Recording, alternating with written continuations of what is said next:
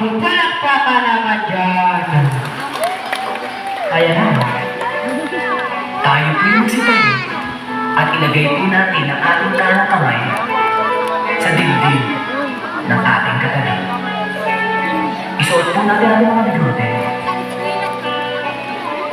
at sabay-sabay po natin awitin ang pambansang aking ng mga swabe. Nasa ulat ba? Ay! Akala ko walang naiwan, meron ka pala.